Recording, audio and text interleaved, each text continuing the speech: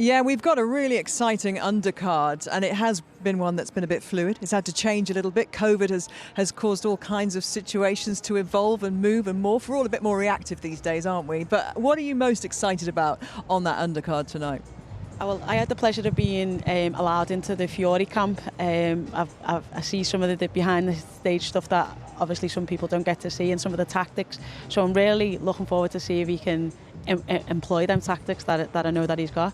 You can't allude to what they are right now. Not then? just yet. I've made him a promise. An NDA when you go into the Fury camp, then, do you? Sort of like that. She's holding her cards close to the chest. We'll get them out of her later on, of course. Joshua, like this environment here, he knows it so well, Anthony Joshua. He gets himself ready for these big fights, but it's been over a year now. He would have liked to have had another fight since Saudi Arabia, no doubt. Circumstances have dictated he can't.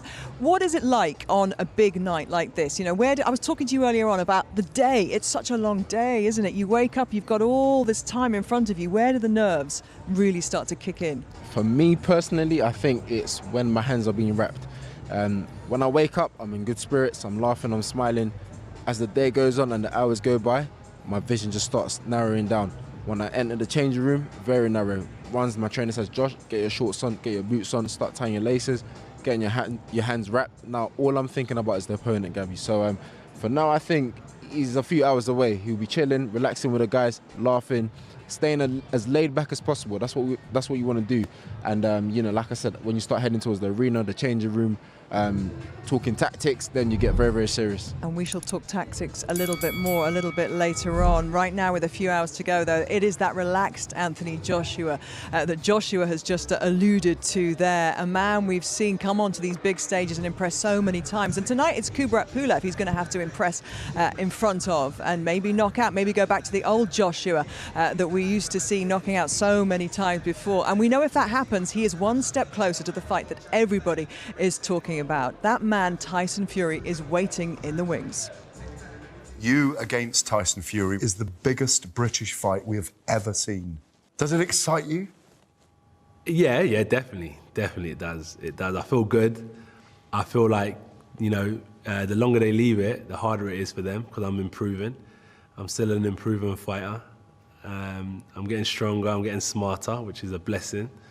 So in that sense, yes, I'm looking forward to it. But at the same time, I don't want all the glitz and glam. I just want to fight.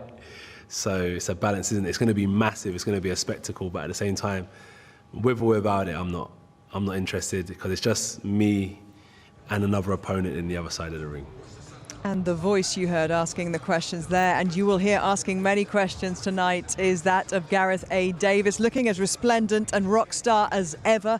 Gareth, you never disappoint. Neither does AJ when you sit down to chat to him, because he has this very relaxed demeanour. We saw it there. But do you think the whole Fury thing really isn't kind of somewhere near the front of his mind? I mean, Fury, of course, this week has said that he didn't even want to talk about this fight tonight. He's not going to watch this fight tonight. How much of that do you think is actually in the camp, in the Joshua camp, understandably very much at the forefront, thinking if he doesn't get through tonight, next year looks very different, doesn't it? It does. Good evening, Gabby. Look, 2 weeks ago, I spent that interview time with Anthony Joshua, and he looks fresh. As we saw at the weigh-in, he's just over 17 stone. He's looking at speed, power, and stamina. He had the pain of the loss last year, and he has been cool, calm, and collected across the road. We've all been in the bubble in the hotel for 5 days. It only changed yesterday at the weigh-in when Kubrat Pulev, who's a brilliant psychologist and a very perceptive man, decided to get into Anthony Joshua's face and cause him to finger wag. It's a very, very interesting fight, but I think Anthony Joshua is on his mettle. We will talk some more a little bit later on. Thank you so much, Gareth. And we are going to now head over to an interview you did a little bit earlier on with the promoter Eddie Hearn. Well, I'm here with the promoter, Eddie Hearn. Eddie, every single Anthony Joshua fight is enormous. This is special tonight. It doesn't matter where it is, does it? You know, Saudi Arabia last time out, 21,000 at Madison Square Garden. Before that, 90,000 at Wembley. Tonight, just 1,000 people lucky enough to get in here with the new restrictions, and probably one of the most important fights of his career so far. Bouncing back from the Reed's victory, Kubrat Pulev, mandatory challenger, here to make a statement tonight to prove he's the best heavyweight on the planet, and of course set up that undisputed fight in 2021. But that's in the future. I'm nervous, everyone's nervous, different environment, new experience, and a real heavyweight fight tonight. And we cross our fingers he gets the business done.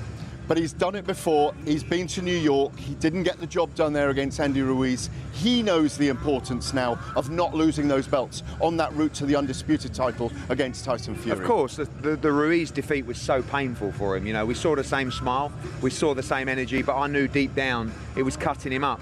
And he's worked tirelessly this year to keep on improving. He's a much better fighter now than he was in Saudi Arabia, and he'll continue to improve.